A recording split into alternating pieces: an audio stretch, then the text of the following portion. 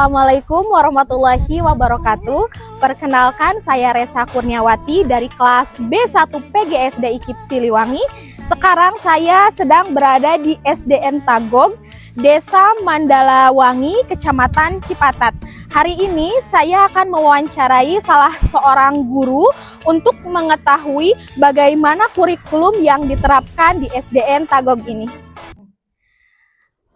Ibu, mohon maaf sebelumnya. Perkenalkan, saya Resa Kurniawati ya, mahasiswa dari IKIP Siliwangi.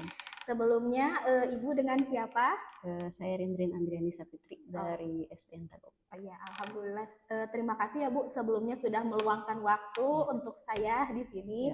Pada kesempatan kali ini saya ingin mewawancarai terkait kurikulum di sekolah dasar ini, terus bagaimana keterkaitannya dengan budaya lokal dan pembelajaran di sekolah ini. Bu, mohon maaf sebelumnya Ibu saya sudah mengajar di sini mahasiswa dari IKIP Siliwangi. Sebelumnya Ibu dengan siapa? Kelas berapa Ibu mengajar? Dari semua pernah kecuali kelas 1. Semua pernah. Terima kasih ya Bu sebelumnya sudah meluangkan waktu untuk saya di sini. Pada kesempatan Ibu mohon maaf kalau di saya ingin mewawancarai apa yang diterapkan di sekolah dasar ini, terus bagaimana keterkaitannya dengan budaya lokal dan pembelajaran di sekolah ini. Ya, kalau sebelumnya kan kurikulum merdeka, tapi pendekatannya itu menggunakan pendekatan diferensiasi. Kalau yang sebelumnya baru tahun ini kan yang deep learning. Bu, bisa dijelaskan itu perbedaannya antara kurikulum yang sebelumnya yang diferensiasi sama yang sekarang deep learning? Ya, kalau yang diferensiasi lebih ke kita membedakan antara anak A, B atau C gitu. Bukan, tapi tidak semata untuk mengkotak-kotakan ya. Misalkan yang ini kemampuannya hanya bisa menghafal 1 sampai 10. Yang ini 10 sampai 20, ya ini 20 sampai 30. Walaupun misalkan dinilai rapot 70, tapi dengan tingkat kemampuan yang berbeda. Karena yang ini mah 70 itu pencapaiannya itu dari 1 sampai 10 gitu. Makanya tidak ada yang naik kelas ya gitu ya. Kalau yang sekarang itu yang di learning itu pendekatannya yang itu yang mindful, joyful ya, itu ya, berkesadaran, menyenangkan supaya anak itu lebih rileks mungkin gitu. Nah, kalau misalkan menurut Ibu nih, bagaimana sejauh mana guru diberikan keleluasaan gitu ya dalam menyesuaikan materi pelajaran yang sudah ada dengan budaya yang ada di sekolah ini? Kalau untuk penerapan sebetulnya kembali lagi ke kita sebagai guru ya, yaitu menerapkan yang tadi deep learning ya, yang berkesadaran, menyenangkan ke anak gitu ya, dengan bermakna. Kita mengambil misalkan di lingkungan sekitar adanya apa gitu, supaya pembelajaran IPA nih, misal pembelajaran IPA mengenai hewan, kita ajak anak keluar, kan itu lebih menyenangkan. Kalau di kelas kan berbeda ya, anak itu tersekat oleh tembok ya, tersekat oleh dinding yang membuat anak jenuh. Tapi kalau keluar, anak itu lebih fresh lah, lebih menyenangkan. Oh, kita misalkan tentang perkembangbiakan hewan nih, ada omnivora, ada herbivora. Cari anak yang mana yang herbivora, misalkan gitu ya, pemakan tumbuhan. Anak itu mencari di sekitar lingkungan. Nah, itu mungkin ya disesuaikan dengan lingkungan yang ada gitu. Jadi menurut Ibu lebih kontekstual ya kalau misalkan yang deep learning ini sendiri. Jadi nyata gitu. Jadi nyata ya, anak melihat langsung gitu ya, tidak hanya sekedar teori atau misalkan abstrak gitu ya. Herbivora itu pemakan tumbuhan, contohnya kambing. Tapi ada anak misalkan nggak tahu kambing itu seperti apa, apalagi kerbau kan. Kerbau itu sekarang kan sudah berkurang ya. Jadi anaknya kumaha kerbau gitu kan. Gitu. Kalau kita diajak langsung misalkan ada yang sedang membajak sawah, nah itu kerbau gitu. Betul.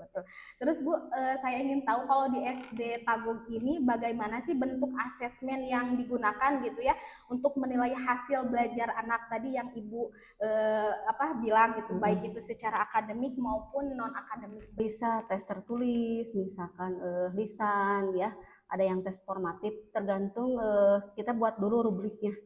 Kalau materinya yang digunakan itu misalkan apa ya, kayak seperti tadi tentang perkembangbiakan hewan. Mau metodenya ada diskusi atau PBL, ada PJBL, tergantung kitanya ya. Nanti kita buatkan rubrik penilaiannya.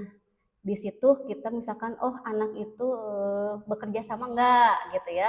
Oh disiplin enggak nih pas mencari sesuai dengan perintahnya gitu. Jadi kita membuat dulu rubrik penilaian agar nanti pas penilaian tidak keluar dari jalur penilaian yang kita inginkan gitu. Oh iya, saya paham Bu.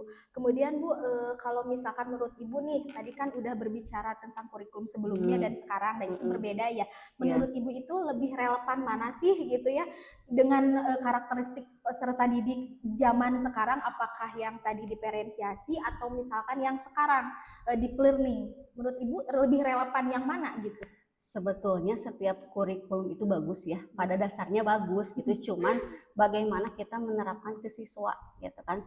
Kalau yang berdiferensiasi tadi kan dari modul ajar misalkan, kita itu membuat modul ajar itu tidak satu untuk semua, tidak, tapi mengklasifikasikan tadi anak yang misalkan 10 orang ini mah 1 sampai 10, yang ini 10 sampai 20.